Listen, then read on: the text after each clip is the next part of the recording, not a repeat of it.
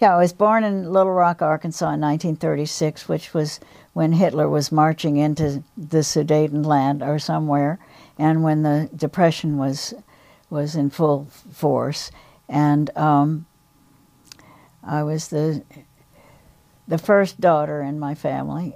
There were three of us. Two of us were girls, and I went through school there, except during the war. We went to California until my father was sent overseas, and he wanted to go to Germany and kill Nazis. Instead, they sent him to the Pacific.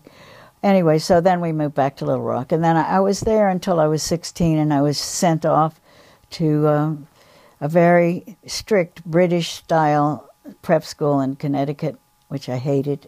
And then, probably because of that experience, I chose a very progressive school, Sarah Lawrence, which changed my life because I could spend all my time when I wasn't on campus in New York at the galleries.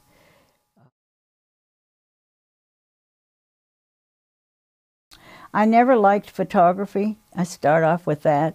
At the museum, I never went to see the photography shows. It seemed mechanical and boring somehow to me. I was always attracted much more to the painting and sculpture.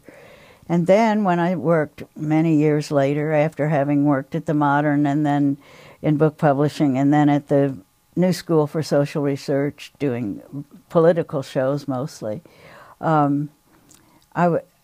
Robert Sholkoff called me and said he had heard that I was looking for a job, and his assistant had just retired or done something, and so I thought, oh, that sounds interesting. A Madison Avenue Gallery, small, very well thought of, and he was one of the few people who showed photography in a gallery that was mainly art, painting and sculpture, American painting and sculpture.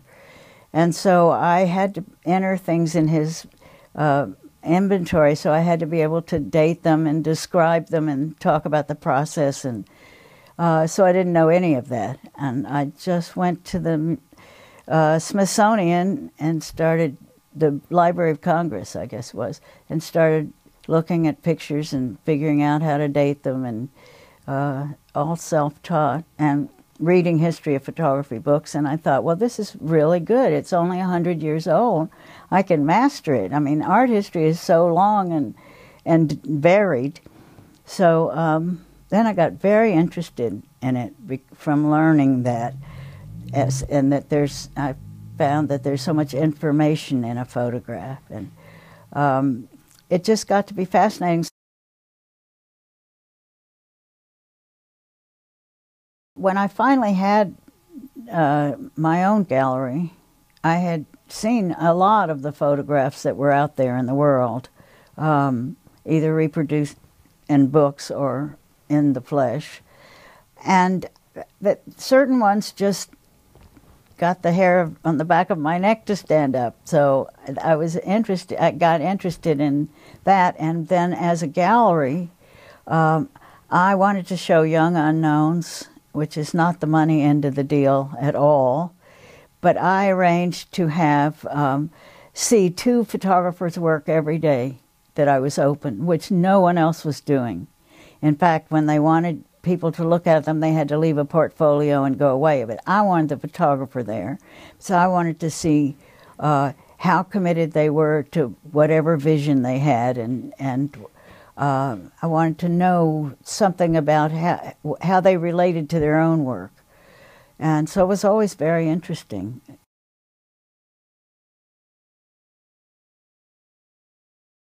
Well, Ouija was the first show I opened the gallery with because I wanted something that would get some press.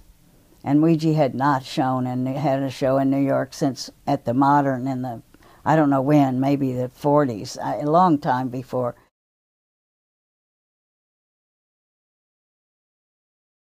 It was a second wave of feminism, and lots of things were happening, and I realized that a lot of my female photographers that I showed were taking pictures of the male as form, male bodies. And so I thought that would be a great show. And there were also, of course, a lot of gay collectors, and that seemed to be a good match. So in 1978, my summer show was the male nude in photography. And it was kind of a survey. I went way back and showed some medical photographs and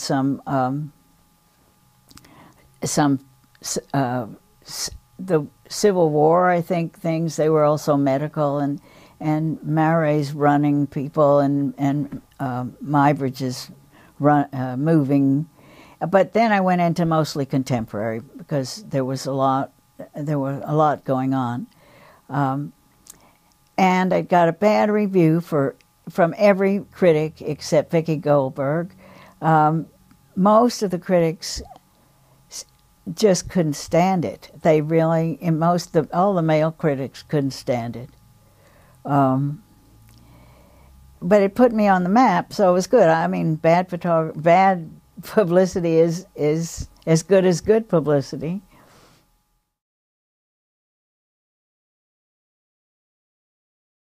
Some of the people I've showed then have become pretty well known.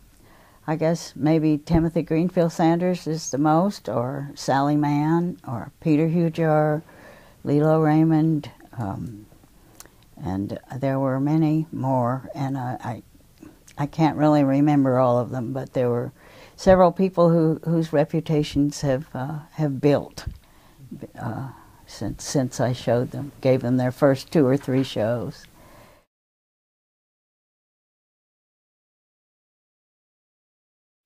I knew him through a group of people that showed at Maggie Sherwood's, or they hung around there, her floating foundation of photography.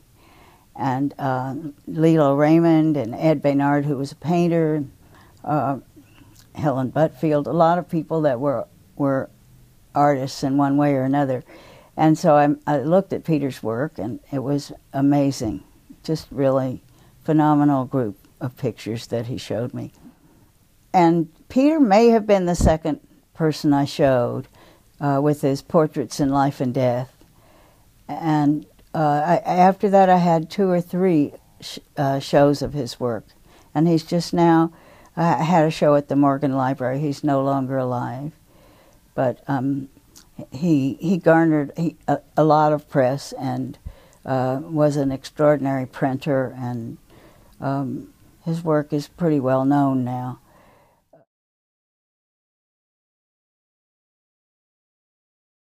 Timothy Greenfield-Sanders is the most interesting story because my friend Mark Strand, who was a poet and later became the Poet Laureate of the U.S., called me and said, "I've just had my portrait taken. You've got to see this man's work, this guy's work."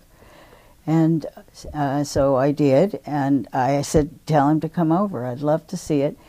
And he took portraits. He always worked with groups of people, or generally not in the same picture, but in a series, like the art world. He came to see me, and I saw his work, and what was most interesting when I finally went to pose for him is his camera was the size of my Volkswagen Beetle.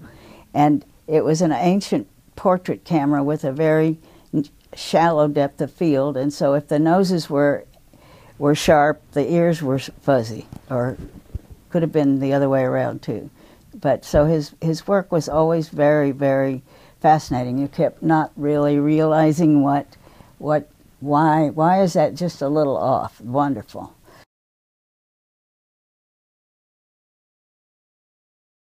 I think maybe because of my lack of commercial focus, I got elected to run the Dealers Association, which was pretty much a full-time job, and I couldn't stand it.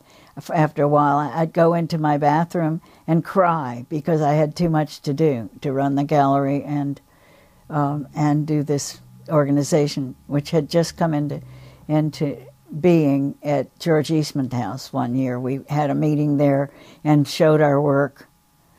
And So we decided we needed an organization. So that has become APAD, which has the big photo shows every year.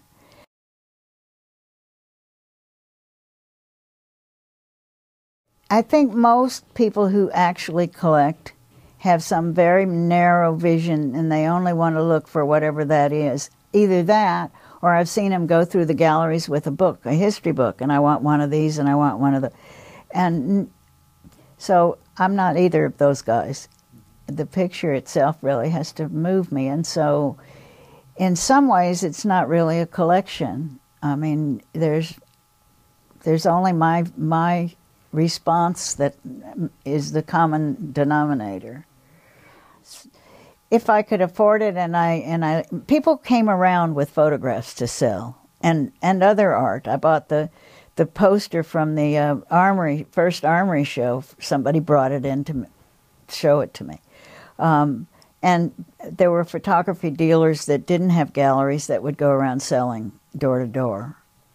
And so a lot of the things I bought were either for my inventory, because I was interested in, I always felt I could talk better about a photograph if I really liked it than if it was a commodity. And I always thought of, say, Ansel Adams as a commodity. In fact, they called his Moonrise picture in one show Price Rise. So, I mean, I know he was a fine photographer. I was not interested in that, though. I mean, and he did beautiful prints. And he was important, but there were so many other things out there that were more interesting and less known that that's how I lived.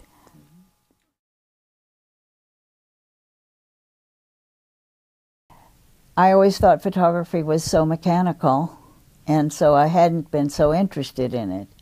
And then when I got to know more about it, and I realized that the mechanical part could be used artistically in a way that you couldn't get any other way except that particular kind of camera, a pinhole or Timothy's enormous portrait lens, his portrait photo camera. And people who used 8x10 cameras and only did contact prints, that's very different from enlargements. All of this makes no sense to people who only know about digital work. But for us old folks from the old school, it makes a lot of difference what kind of equipment was used. I don't know anything about the new photography world. Digital leaves me. I don't get it. I know that the images are great, but the photographs themselves, you can make them as big as a billboard, or as, you know, I don't get the whole idea. And the prints are always the same. In my old world, a photographer might limit their work, although I discouraged it, because the prints are all different. They were all self-printed, and every single, if you could see it, every single print was different. And so you picked the one that you thought was the strongest, best resolved, and that makes sense to me, and this other world doesn't. I mean, it's about imagery more than the things that we looked for.